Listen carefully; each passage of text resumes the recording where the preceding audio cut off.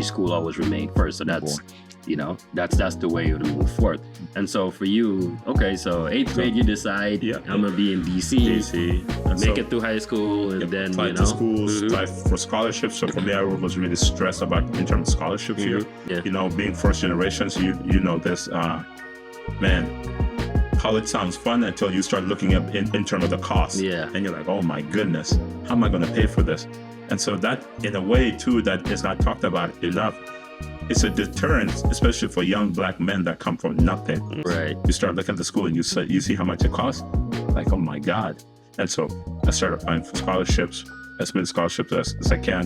Thankfully, I was taking care of what I needed in my business in school. Yeah. So my grades were good. I met the criteria for every scholarship that I applied for. I had all these extracurricular activities.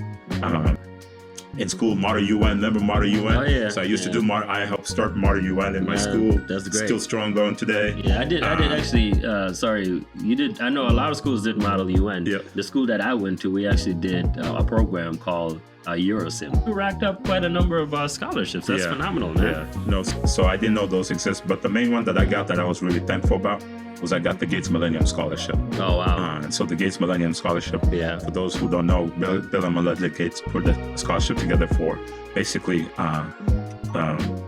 minorities from just basically minorities who come from lower class background, which is mostly us as black and brown, lower income families. Right. And so end up thankfully it was like they were giving out 1,000 scholarship out of like 100,000 applied the year I applied. That's amazing. So I had about over 100,000. I end up being one of the 1,000 people who got full ride scholarship, paid for everything. That's phenomenal. So by the time I end up picking a school, even though I didn't get in my top school, I didn't care anymore. This is covered. I wanted to go to Georgetown, but they turned me down. But hey, Georgetown will remember me soon. I ended up going to American University. It was a good school. Yeah, phenomenal school. I was thankful about the Gates Millennium Scholarship. That's what I was most stressful about. And so I went to AU for my undergrad. I studied international relations. My focus was on conflict and peace and conflict resolution, development, and U.S. foreign policy. So that's what I concentrated on when I was in college. Right. Your undergrad? My undergrad. Okay. You also did your master's as well? I did my master's here in the DMV in DC at Georgetown, George Washington University.